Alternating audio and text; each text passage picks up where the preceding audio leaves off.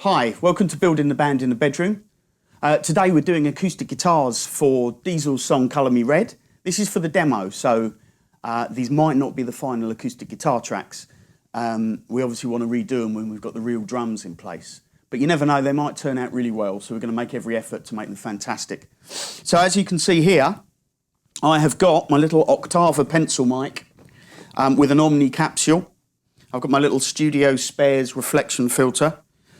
Just to cut out the sound of the room behind it. I've also got this duvet on a clothes rail behind to dry up the sound of the room a little. When we finish the video, I might move another duvet in to surround Diesel and try and cut down as much of the room as possible. But just for the sake of the filming, there was no space. So in addition to the microphone, we've also got a DI coming out with the piezo pickups in Diesel's guitar. Both of them are plugged directly into my RME interface, which is over there. I'll show you a picture in a second. All I've got to do is quickly sound check Diesel, make sure this microphone is in the right place, make sure the record levels are good, give him a good level in his headphones so he can really hear the drums, and then do a few takes. And then we'll deal with that later on. So for now, Diesel's guitar isn't the most bassy sounding guitar. So I'm not really afraid to point this microphone quite close to the sound hole. On a bassier sounding guitar, that might be something I would avoid. But what I really want to get is the plectrum sound of Diesel's energetic playing, and I want to get some bass. So I'm actually putting the microphone level with the sound hole, but off axis. And we'll probably do a few sound checks, maybe move it around a little bit until we come up with a sound that's works really well, and then hopefully the combination of the microphone and the DI will add up to something solid, energetic and impressive. We don't want a beautiful guitar sound. Diesel's sonic references are of bands that are quite natural, thin and energetic guitar performances. So we're not after something beautiful and rich, we're after something energetic, authentic and rootsy. So we're going to give it a little go, and I'll be back in a second. Okay, Diesel, you ready for a take? Absolutely. Okay, so keep an eye on the screen over here, and you'll be able to see the arrangement. Right, here we go.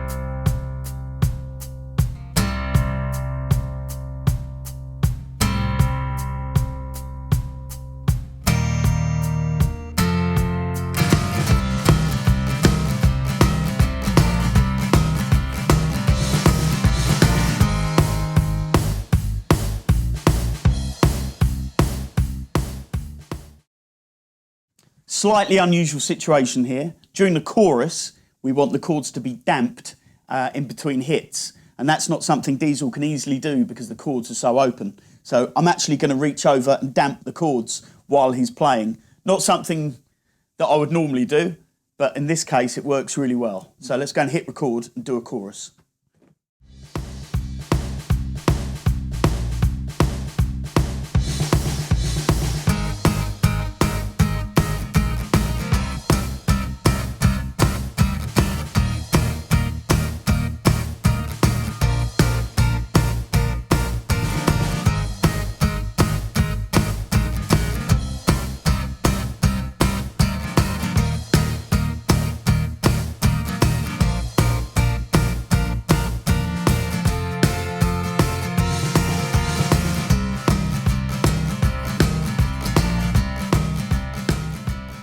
Okay, I think we've got what we need.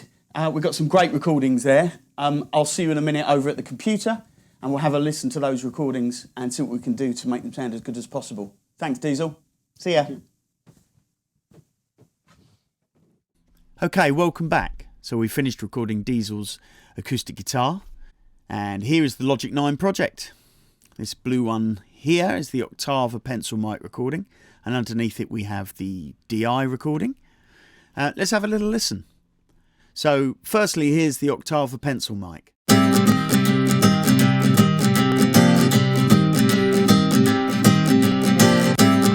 You can hear it's pretty thin, quite boxy, but actually quite fresh sounding. Let's have a little listen to the DI.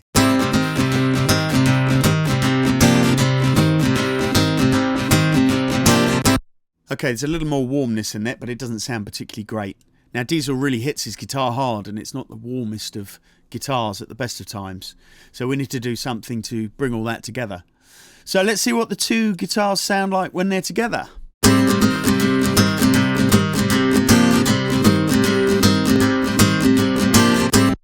Okay, pretty thin and horrible. So I think we have a phase issue here. So I'm going to reverse the phase of the DI track using the gainer plugin here in Logic, and let's see if that's offered us an improvement.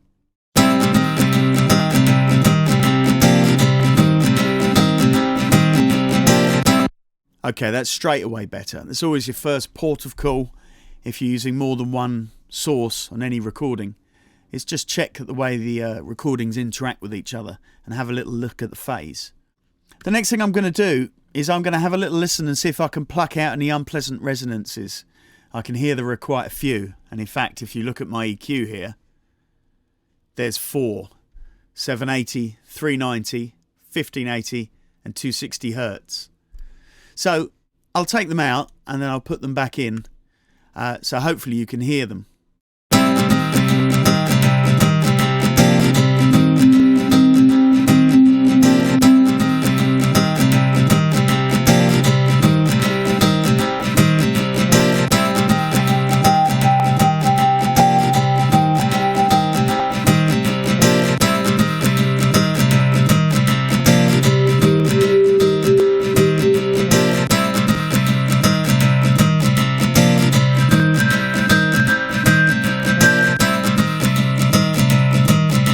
So as you can hear, there were 4 pretty nasty resonances there.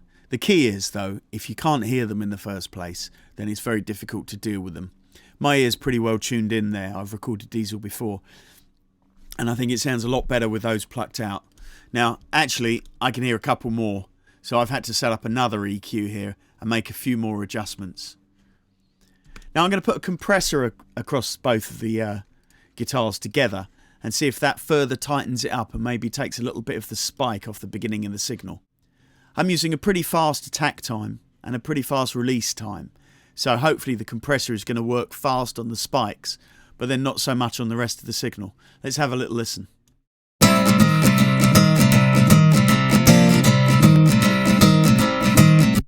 Now there is another little trick here. Logic Compressor actually has a parallel compression function here. So rather than use a completely compressed version,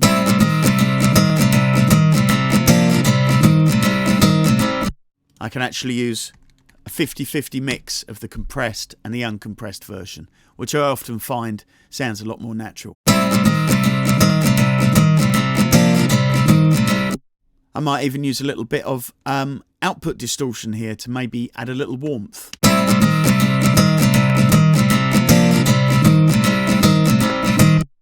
And lastly, a little bit of room reverb. This is the convolution reverb of a small room, and I'm just going to use a touch.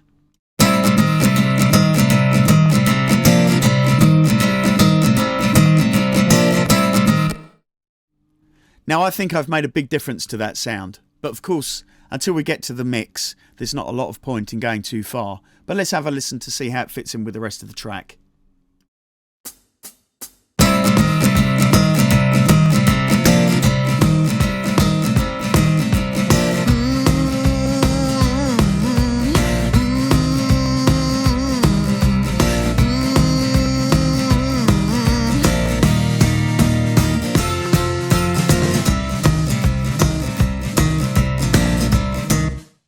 Okay, I think that's a pretty good start.